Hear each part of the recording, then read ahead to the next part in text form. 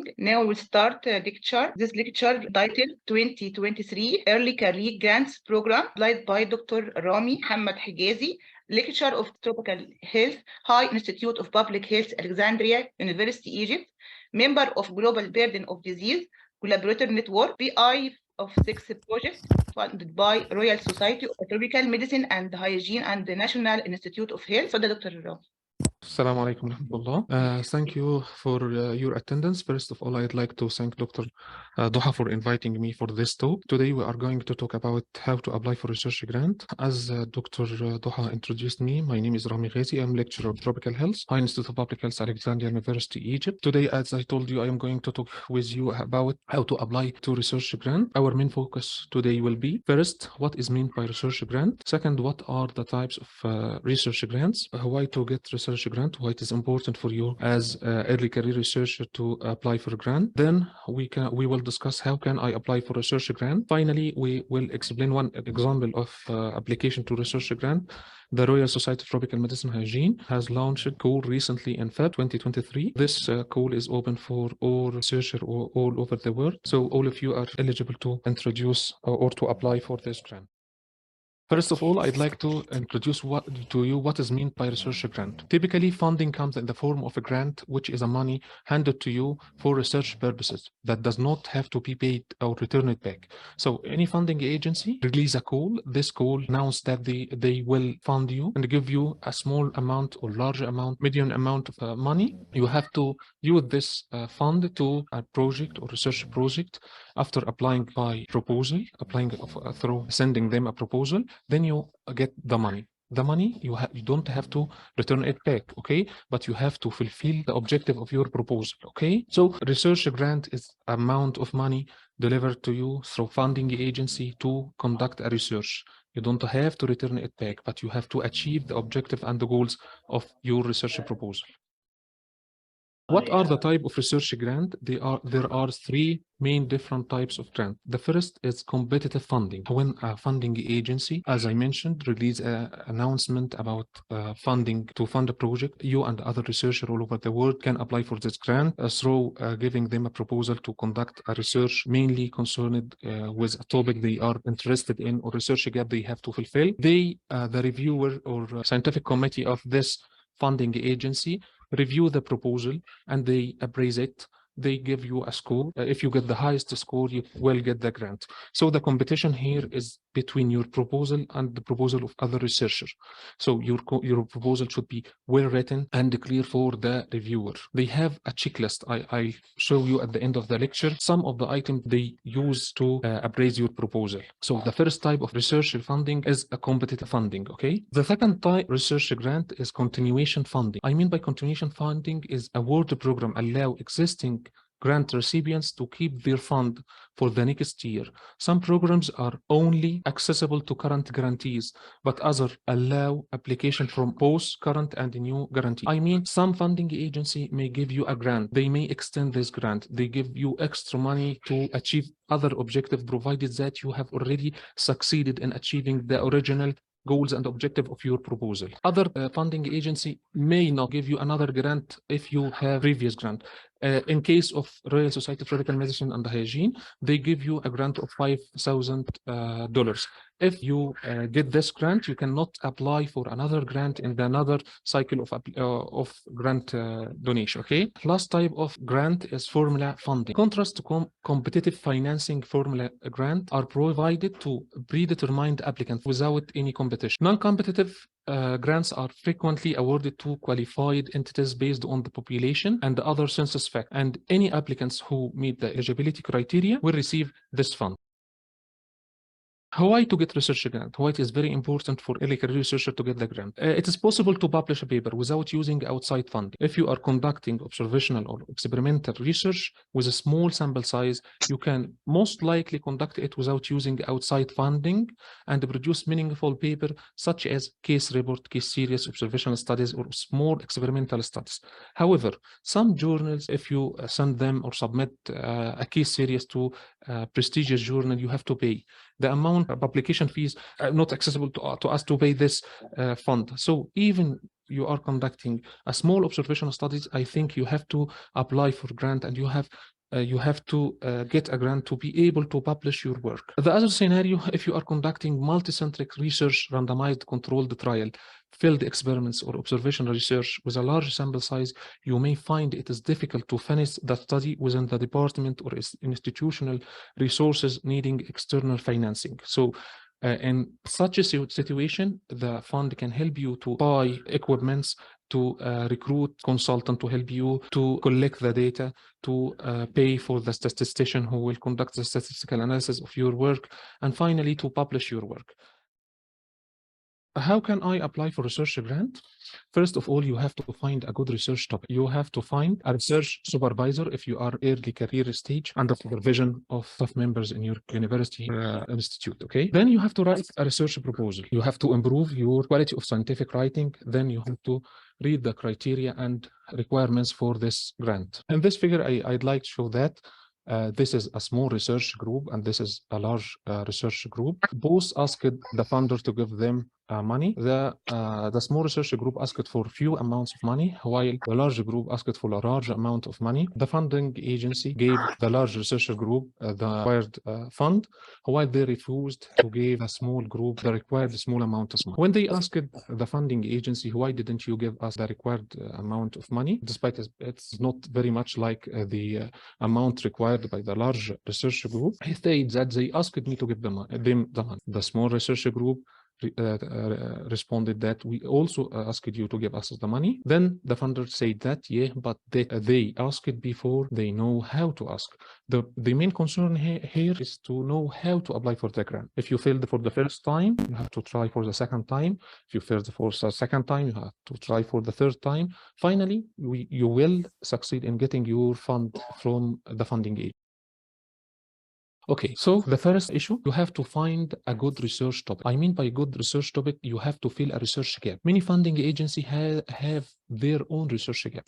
When they advertise for grant, they tell you what the research gap that they have, search for solution for it. Okay, other funding agency didn't tell you what are the research gap required. They only announce that we have amount of money or amount of grant that be distributed across the world. If you are eligible to this fund, please apply. So in case they didn't address the research gap, you have to find a good research topic to be interesting to the funding agency to motivate them to fund you. So first you have to think about your study topic for a while. Read tips on selecting a research topic and look for theme and or subjects area that interest you. Consider subjects that are relevant to your degree. If you have a broad area of interest, try to narrow it down. The second main problem is to find a supervisor. As we know, supervisors usually they are staff members, they are very busy. So you have to ask them if they are ready to supervise you. Can they send a recommendation letter to the funding agency to support your proposal or not? Can they check and review your research protocol or not? So the second main concern is to find a research supervisor. In case you want to collaborate with a faculty member, ask them if they would be ready to supervise your research project or not. You can also ask your department to put you in touch with faculty members who can help you with your research. Faculty member might be busy, so contact them early and then follow up as required. As we will see that one of the prerequisites to apply for Royal Society grant is to send 2 recommendation letters from 2 supervisors. They should submit the recommendation letters before you apply. If they send the recommendation letter after you sent your proposal or after the deadline, you will not be eligible for for selection. You will be ruled out from the grant. Okay, then write a research proposal. This is a separate topic. We can give another lecture or another talk about how to write a research proposal. Research proposal more or less is similar to a research article. You have to write it in a scientific way. A good research proposal will sufficiently explain the rationale for research project, the research question, the research hypothesis, and breakdown of how the funding will be distributed. And this very important point, how will you allocate the amount of money you will receive? It is a good idea to show your research proposal to your research supervisor and peers to get their feedback. The component of research proposal, first we start with the title page. The title page contains the title of the project, the name of the principal investigator who will be in contact with the funding agency, and the names of co-investigator. Usually there are at least two co-investigators for each proposal. Put the name of the first investigator or the principal investigator and two co-investigators who will help the principal investigator. Then you write an abstract or summary about your research proposal. What is the aim of this proposal? What is the rationale for this study? In 2 or 3 paragraphs. Then you write the introduction and research review. In this section, you state the problem, and state the research objective and goals of your proposal, importance of your research, and how this research will fill the research gap. Then you should add the narrative of your project. It includes the methodology. It is very important to write the methodology in a proper way. The methodology should be appropriate to achieve the goals and objective of your studies. You should explain the techniques, goals, output, and outcomes, evaluation of your outcomes.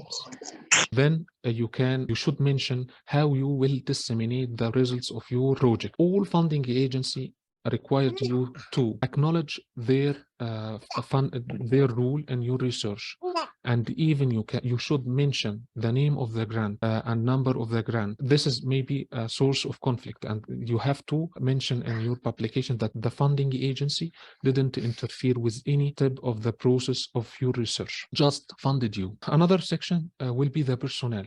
You should mention the names and affiliation and the qualification of all persons who will be involved in this project. What is their contribution, even the amount of money they will receive in return for their training in the research project. The final section is the required budget and its justification.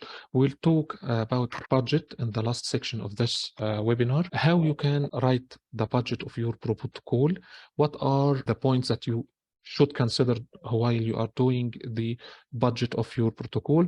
Finally, you should add a Gantt chart or timeline for your proposal. What the tasks that will be done, what are the tasks that will be done, and when you will do this task. Even you should add indicators for each achievement. Suppose you are going to survey population for the prevalence of HIV among Egyptian per se. So the sample size, required sample size is 1,000. So at the first month, you will screen at least 10% of the total sample size. The indicator of this stage is that you have already screened 10% of the population. So you should add the indicators for each outcome. Finally, improve your writing. As with any piece of academic writing, your grant application should be clear, concise, and free of any errors. Okay? Read the criteria and requirements. It's very important and very crucial to read the eligibility criteria for any grant before you apply. Some funding agency recruit a researcher from certain countries. If you are based in high-income country, you may not be eligible to apply for this grant. Even if you are based in low-income countries, not all funding agency support the same countries. So at first, you have to read the eligibility criteria very well. Each grant proposal is unique. Some will want letter from your supervisor, while others will want you transcript. Before you apply, read the criteria and the application requirements very well, and allow yourself plenty of time to collect all the required documents. For example, the WHO, when they announce about any grant, they asked you to send a proposal. With the proposal, you have to send the ethical approval of the research item. If in case you don't send the ethical approval with the proposal, you may not get accepted. So you have to prepare all the required documents and put in mind the due date of submission. Ethical approval may take around 1 month. So if you are going to apply for a grant that will due within 15 days, you may not be able to get the ethical approval. Finally, I'll talk and brief about the Royal Society Tropical Medicine and Hygiene 2023 Early Career Grant. This grant, as I mentioned before, we have already get 3 grants from this program in the same year. We applied 5, I remember 5 of our colleagues have applied to this grant. 3 of them get accepted and they received the grant. All of them, I think, have already finished the grant. One of them sent a manuscript and received revision.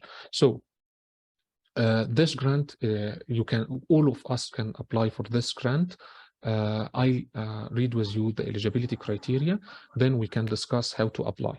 This is one of the funding agency. However, there are many funding agencies that you can apply to.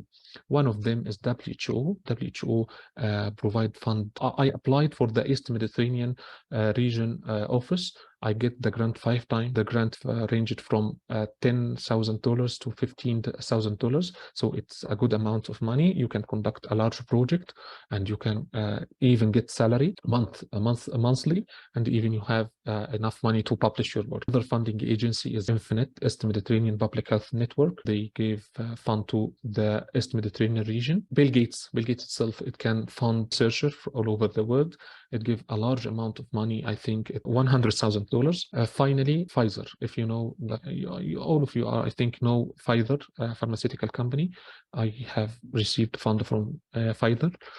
Provide around $30,000. You can apply for this grant. Again, I'll talk about the Royal Society of Tropical Medicine and Hygiene. Starts at 9 a.m. GMT, 1 Feb 2023. The closing date will be 28 April 2023. The amount of the grant is 5,000 GBP. Eligibility criteria, it's very important, as I mentioned before, to read the eligibility criteria. Early career researcher and global health professional based anywhere in the world. Okay, so any researcher, wherever he is, can apply for the grant. Who have not had research funding of 10,000 GBP or more in their own name before. This is very important. If any one of you have get this grant, he cannot apply anymore for this grant. He can apply for another grant.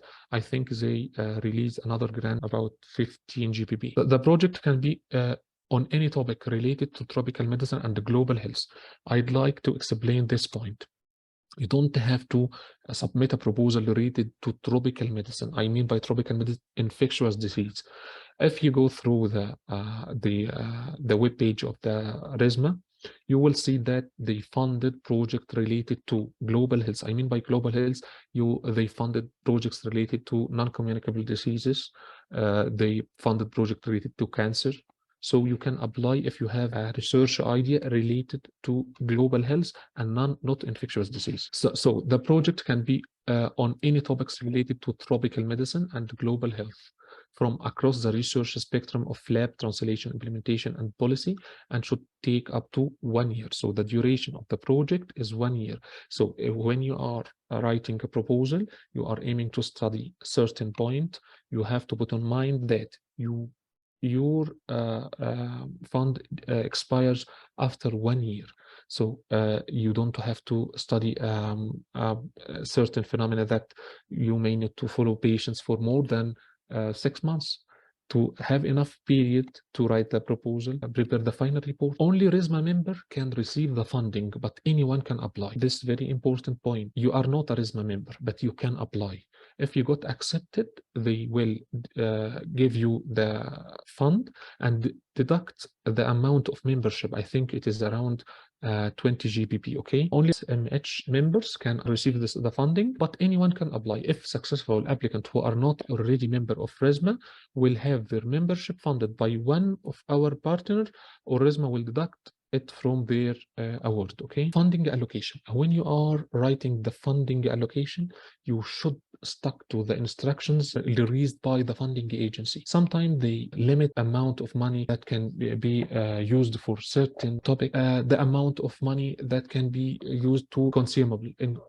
this amount of money should not exceed 20% of the total fund. So when you allocating the fund, you have to put the items that you will allocate the fund for. Okay, first of all, you will use consumable, field work, experience, including reasonable per time for staff, standard class travel from and within sites and accommodation. Field work and expenses, you should not exceed 20% of the total fund allocated to this item. International travel, you can use this fund for international travel. However, this amount of money should not exceed the 50% of the overall budget. The grant cost cannot be solely used by equipment. The total cost allowed is up to 50% of overall budget. So if you are going to buy equipment, you shouldn't exceed the maximum limit of this item, which is 50% of the total budget. You can buy computers, tablets, and phones. Again, you shouldn't exceed 10% of the overall budget in this item. Training courses, institutions for pension fees that are related to directly relevant to the project. Again, you have not exceed 20% of the total. Local dissemination is very important to disseminate your results. This can be through publication. So the total amount should not exceed 20% of the budget. Okay. Finally, the ethics. In many countries, you cannot get ethical approval for free. Some institutions ask you to pay, especially if the project is funded. However, the RSMA ask you not to pay more than 10% or not to allocate more than 10% of your grant to get the ethical approval. Two referees must submit their recommendation while you are submitting your proposal. The submission of the two referees' recommendation and the proposal must be for the due date. If you submitted your proposal, then the due date, then the referees submit their recommendation letters after the due date, you will not be considered and you will be ruled out. Applicants are responsible for the referee submit reference directly to submittable before the deadline date and follow the early career grant condition. Finally, referee receive an email from submittable to submit the reference via submittable. However, the referee will not be emailed until you click submit. I mean that you will enter to the system to the name of two referees and their email. You have to click submit. If you don't submit, if you don't click submit, they will not receive the email from the funding agency, so they will not be able to upload their recommendation. So you have to confirm that you have already clicked submit and the referees have already received the email from the funding agency. However, the referees will not be emailed until you click the submit button at the bottom of the application form to complete the application process and submit your application. You must submit your application before the deadline date with sufficient time to allow your referees to submit the reference by the deadline date. How is application assessed? This is a very important point. You have to know how the reviewer check and appraise your proposal. First of all, you have to be at your early career stage. Then they assess the validity of the research question. Is it valid or not? The quality of the project and design and methodology. As I told you, you have to write the methodology very well. This methodology should be fulfilled or respond to the study question. You are going to assess the prevalence, so you are using the cross-sectional survey. You are assessing the efficacy, so you are using randomized control study design. Okay, feasibility of delivering the project outcome. It's very important to put in mind that you are receiving 5,000 GBP. This is not a large amount of money. This is a small amount of money. The objective you are writing in your proposal should not exceed the amount of money you receive. The more the objective you put down in your proposal, the less the confidence they get from you. You have to be concise. You don't have to put more than 3 objectives. Okay. Impact of your research project. Does this research project fill a research gap or not? It's very important for them. When you are submitting a proposal or research proposal, you fulfill a research gap. If you don't fulfill a research gap, your proposal is no value for the value of the money. You shouldn't exceed the maximum limit of the amount allocated to you. You have 5,000, you shouldn't exceed this amount. And the allocation of the fund should be stuck to the guidelines settled by the funding agency. I come to the end of my talk. now you can ask me any question and I'll try to respond to you. Thank you for your patience and attending this webinar. Thank you, Dr. Rami, for your excellent lecture. If anyone want to ask Dr. Rami, can raise his hand. Dr. Rami, first question, early career for the researcher. How can they know that I am a young or not young? I didn't apply. Actually, if you go through the website of the RSMA, they among the frequently asked question, they responded to this question. It is based on your assessment to yourself. I think if you got your MD, you shouldn't be an early career researcher. I think those who are fresh graduate, who have or those who are working on their master degree can apply. But regarding professor and assistant professor, lecturer, they already got MD at their PhD or MD. So I think this grant is not suitable for them. But still you can apply. But I think we can apply. Yes. Okay, we have a but chance. in this case, you should nominate 2 referees to be the reference of you. Okay, you said you have two referee. One is supervisor. Yes. Any doctor from any place, not from the same country. One of them must be from your institution. One of them must be from your institution. Okay, and not important to be a supervisor. Supervisor can be from other country. Yes. The reference can be from my institute. Yes.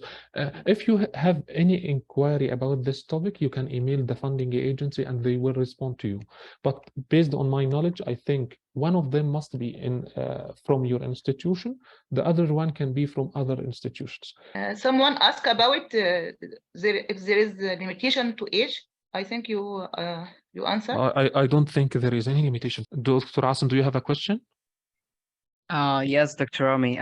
First, thank you for this highly valuable lecture. We really get a high value benefit from it. And I want to ask, is it possible for undergraduate student or undergraduate early career researchers to get that grant?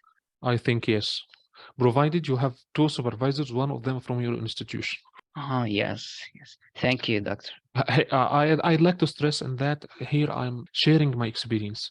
Okay, I'm not the funding agency. I'm not talking on behalf of them. I'm just sharing our experience. As I mentioned before, we have already received 3 grants from this funding agency. Okay, I have good experience with grant application to WHO. I can soon, if they release their grant announcement, I can give you a webinar on how to apply the research grant to the WHO. Okay, so please consider this point that I'm not talking on behalf of the funding agency. I'm just sharing my experiences and my knowledge about this grant. Okay. Yes. Okay. The PI for this project will be the doctor who apply, not the supervisor, not the no, and all the emails are sent to the PI. Even the amount of the money will be directed to this the bank account of this applicants. He will receive the total amount of money. So if you are aiming to supervise someone or early career, you must know him very well, and you have to ensure that he will conduct the research. Okay, this is very important point. I can apply for 2 no, you cannot. In one case as an applicant, other as a supervisor. Okay. Okay, I'll share with you my own experience. I have applied to the WHO several times. Every time I'm submitting more than 1 proposal. Even I can submit up to 4 proposals. Okay, every time I get one of them accepted. But in case of RSMA, they asked you to not to submit more than 1 proposal as a principal investigator. Okay. Okay, as a PI. Okay, 1 application. If one is PI, other as supervisor, I can. I think I have already applied to one of the funding agency. It was a company of milk formula. I didn't remember. When I submit more than one proposal, they suspected me, okay, and refused all proposals. So according to my experience, you can be mentor for more than one proposal, but I think don't try to be PI for one proposal and supervisor of another. Okay. I have a question, please. Hello, everyone. I'm glad to be with you today. Thank you, Dr. Rami, for this valuable lecture. It's very, very interesting and it's a very important topic. My question is about is there a specific study design that increase my chance to get the grant? So if I wanted to conduct a cross-sectional or surveillance study, is that decrease my chance to get the grant rather than conducting RCT or prospective cohort? Very good question, Dr. May. But this is based on the goals or the topic they are, or the research gap addressed by the funding agency. If they are interested in addressing the prevalence of certain health problems, so you cannot conduct RCT. Moreover, RCT, as you know, has many ethical concerns. In a country like ours, I think it is not very easy to conduct a randomized controlled trial. So the research gap address the point that can you depend upon to select such a design. But based on my knowledge in public health research, we are the funding agency usually interested in doing surveys, cohort studies, not RCTs. RCTs, if you are conducting or if you are doing a clinical research, in this case, I think RCT will be more valuable. But in case of public health research, I think most of us are using the observational study designs. Okay, thank you, Dr. Rami. And this study could be across the countries or should be allocated to my country in which I applied from? As I told you before, they assess the feasibility of your project. If you told them you will conduct a cross-continent or a cross-country study, in this case, they will think if this amount of money will cover this work or not. If they think this work is exceeding the amount of money allocated, they absolutely will refuse your project. So be specific and be localized. Thank you, Dr. May.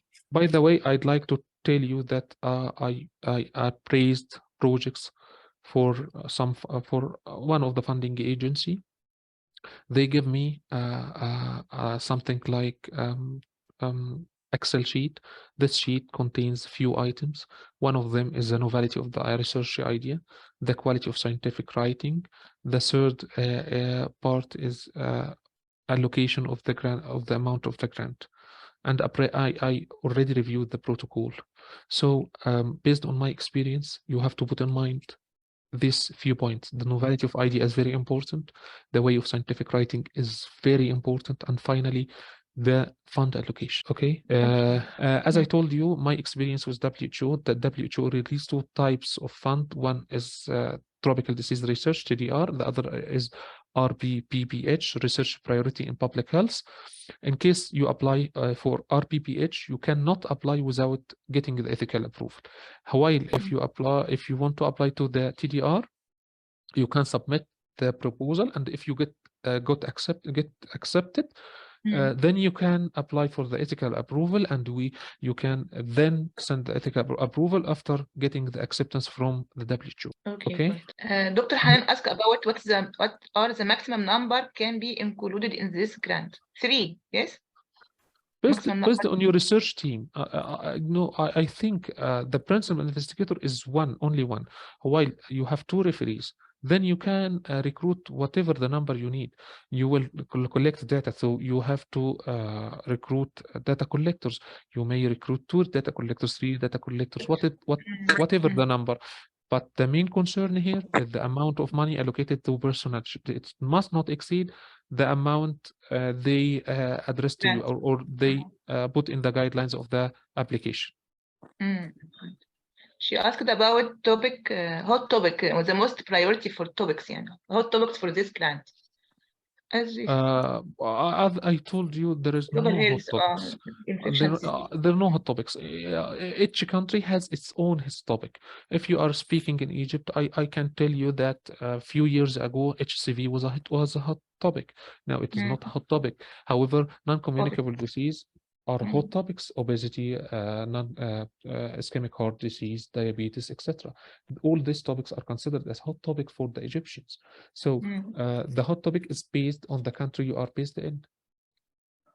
This grant is worldwide, not for Egypt only. Yes. Yes. Yes. Okay. Yeah. Anyone has any question? Can I say something? Of course. Okay. Yes. Hi, Dr. Rami. How are you doing? I really enjoyed your. I really enjoyed the lecture. Thank you for your time. It's very fruitful, and I think I was pointing out about limitation of age. So this is very important in research. Conducting research, especially for early career researchers. Like some people may exceed to the level of a PhD, doing a PhD, but they're not considered early researchers.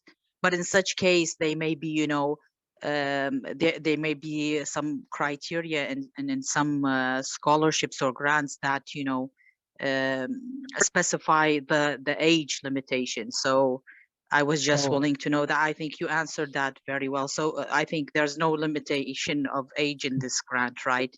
This is based on my knowledge, Dr. Senaria. You can go through the website of the funding agency and check again if there is any inclusion criteria based on age or not. But based on my knowledge, and I think they didn't put this as a point of limitation. Yeah. Okay, great. Thank you so much. This is really helpful. Thank you for your time. Thank you. Thank you, Dr. Rami. Thank you. Thank you. Anyone had any question? It's important to make a publication. It's very important. Yes. To mention this, I will make 1 or 2 manuscripts. I published it. Okay. You have to publish. You have to publish.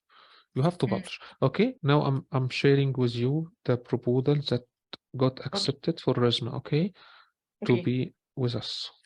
Survey to measure and identify determinant of quality of life of tuberculosis patient in Egypt.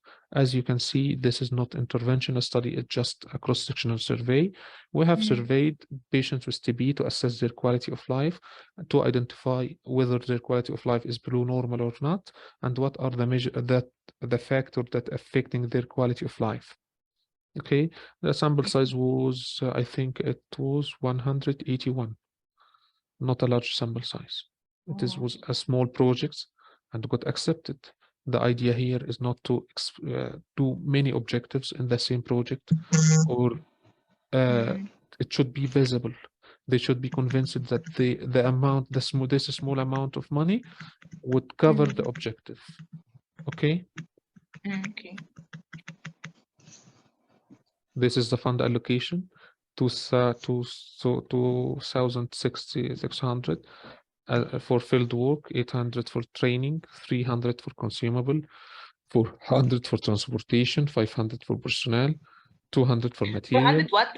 Pound, Egyptian pound or what? No. It is GBP. GBP. Okay. Yes, GBP. Okay. Even when they send the money, they send it in GBP, not in your local currency. As you know, what's happening in Egypt. They send the grant in the local currency, in GBP, not in the local currency, after deduction of the amount that required to be a member for this society. Okay. I think it is 20 GBP, 25. Any other questions? Thank you, Dr. Rami, for your excellent lecture. Thank you for everybody, and good night. Thank you. Good night. Assalamu alaikum wa rahmatullahi wa barakatuh. Alaikum assalam.